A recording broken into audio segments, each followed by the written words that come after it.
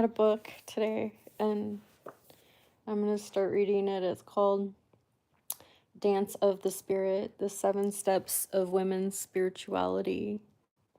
So I'm going to read it. Reading has always been one of my favorite things to do ever. Okay, that and dancing and singing and just being playful and like fun and silly. And I want to like get my piano back out one day and start singing and playing.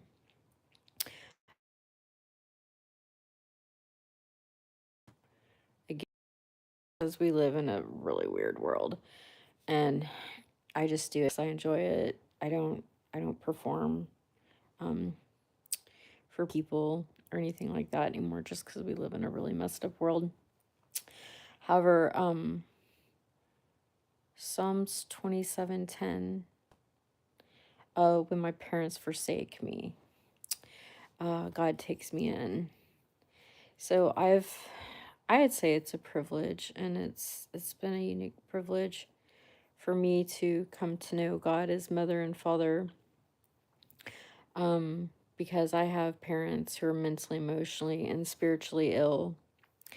I knew that I had parents who were mentally, emotionally, and spiritually ill um, whenever I don't know, I think I probably started realizing my parents were mentally, emotionally, and spiritually ill whenever I was like 10 years old. They never had problems like getting work and keeping work. My dad is a Vietnam veteran, and when he got out of Vietnam, he got a job at the railroad because his dad worked at the railroad.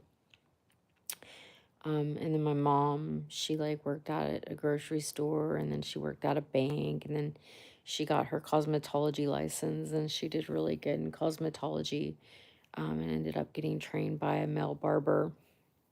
So she did really good when it came to like cutting men's hair and stuff.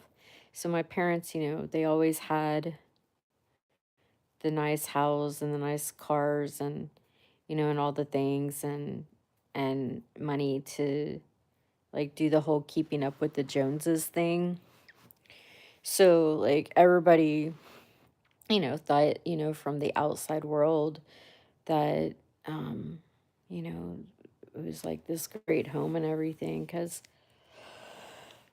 my parents, that was a part of their mental illness, but we also live in a society that I would say is mentally ill, because most of society, that's all people care about is what other people think outside of them. Like driving the nicest car, or having like a really nice house, being, middle class or middle upper class. And our society is getting more and more materialistic. People are getting more and more narcissistic. I think that's a part of the spiritual sickness of society, and the spiritual illness in society is that people don't care about their family members anymore. People don't care about their loved ones anymore. People don't people don't know how to have like, I've noticed this too, like people don't know how to have good and wholesome friendships. Like everybody's adulterated, and they don't even know how to have like wholesome friendships. I recently reconnected with a friend from 10 years ago, and I was just like so excited about it. And then I realized, like, wow, what wholesome friendships are more, because I sent a message. I was messaging on Christmas Eve, and apparently, like, he was with his girlfriend or his new partner, in a relationship with his partner and stuff. And like, it made me sad because like he it wasn't even like whole to be able to like introduce her and be like, "Hey, this is my girlfriend. I just want to introduce y'all."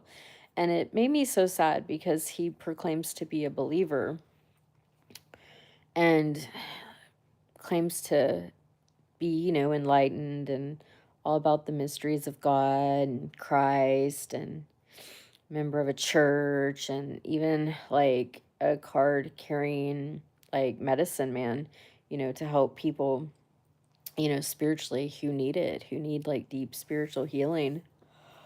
And it made me so sad because like we just live in this world of superficiality where people aren't whole, people aren't real, people, they aren't who they say that they are.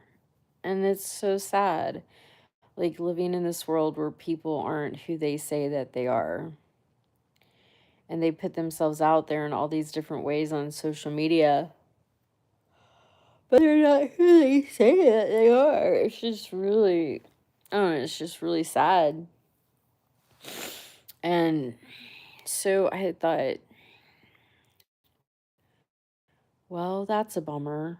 Because, you always want your friends, like, and people that you were friends with in the past, like, you always want to believe that they are who they say that they are, or who you thought that they were. That's been, like, my really hard lessons in life, is realizing, like, I see people with the love of God, and I see, like, all the goodness in people.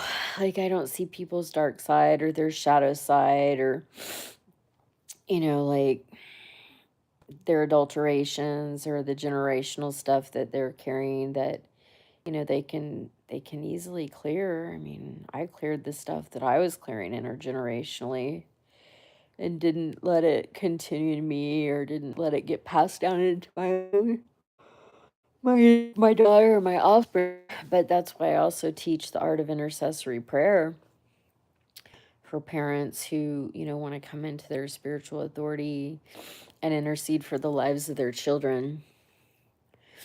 However, I don't know, I was thinking, what's a good Christmas message? Because I don't really celebrate Christmas anymore, just because people have made it about materialism and secularism and gifts and presents and the whole thing with Santa. It had nothing, it doesn't have anything to do with Saint Nicholas anymore. It has to do with perversions of Satan and sexual perversions, and stuff like that you wouldn't want your children involved in. So why would you involve yourself in it? So I thought, like, what's a good message that I could share for Christmas? And I thought since I started sharing part and parcel of my testimony of Yeshua HaMashiach, commonly known as Jesus Christ of Nazareth, and how my relationship with God, with Creator, with life and Yeshua has saved me over and over and over again from bad people, from family members, from my daughter's dad, my former husband, who turned out to be a psychopath, just as mentally ill psychopath as it gets. But I shared part and parcel of my testimony with that a couple days ago, and I'll continue to share. I mean, because it's been 22, 23 years now, since I married him, and our divorce was in 2011. So I haven't been married him that long. So it took me a long time, to heal my heart from that, because I didn't know that people could be so evil. And I didn't know that there was so much evil in the world. And I didn't know that people could be so, like, defiled and corrupted and adulterated and mentally ill. But I look back, and I guess that's why I'm sharing again my testimony, where it talks about how if your parents forsake you, that God takes you in and cares for you. And I'm super privileged to know God as mother and father. Because not everybody's going to know God as mother and father in this lifetime, and Creator as mother and father, because we live in such a secular world. And like I said, I knew my parents were mentally and emotionally and spiritually ill before I became a teenager. But then when I became like 15 years old, I really started. I knew they were mentally and emotionally and spiritually ill really, really, really at 13. And then at 15, I knew they were really, really mentally, emotionally, and spiritually ill. They cared, they always cared more about what other people thought. They didn't care ever about my feelings. They've never cared about my thoughts or my feelings or my emotions. Like, still to this day, they don't care about my thoughts and my feelings and my emotions.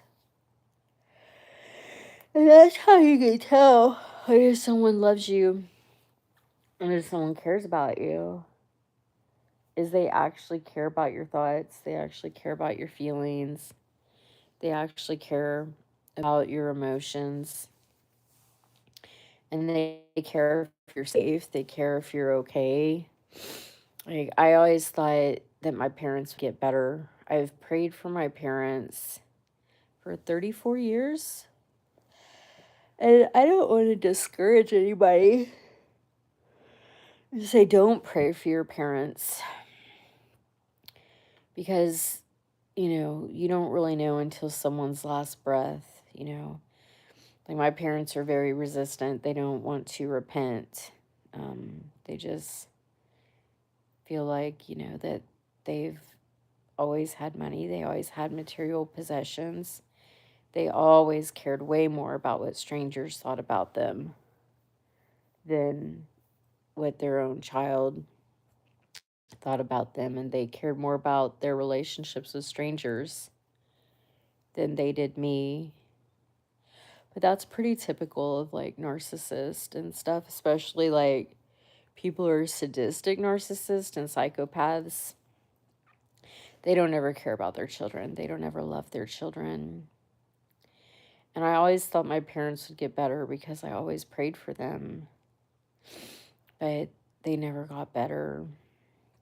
And then I always thought, if I continued my education, if I did all these things, like God gave me a vision for a show, and I directed and organized and produced with my own money and emceed the show, had 2 shows. I wouldn't change a thing with that, but like all the evil people in the darkness came out and it was very traumatizing for me. Cuz like all the exploiters in the entertainment industry came out, and like all the perverse people and came out, and it was supposed to be like this family friendly thing because I was a Christian and a believer, but people and their perversions and their adulterations, became a part of it. Because the community I was part of at the time was like a metaphysical community for consciousness, and I was going to this school of higher non-secular education. So it just turned out to be this thing where just a bunch of adulterated, defiled people just kind of ruined it. So, but I mean, it was a good learning experience. So I had all these accomplishments, and I was just continuing my education, and I thought that I could earn my parents' love. I thought that I could earn their approval. I thought that I could earn their acceptance. And I was always doing these things to like get them to love me, get them to love me, get them to love me. If I succeeded and I did this, they would love me. If I created and directed my own show, they would love me. If I continued my education, they would love me. Just all these different things, just trying to earn their love, earn their love, earn their love, earn their love. But I realized like people who are mentally, emotionally, and spiritually ill like that, they don't have an ability to love. So then when you're born into parents who don't have an ability to love because they're so mentally, emotionally, and spiritually ill,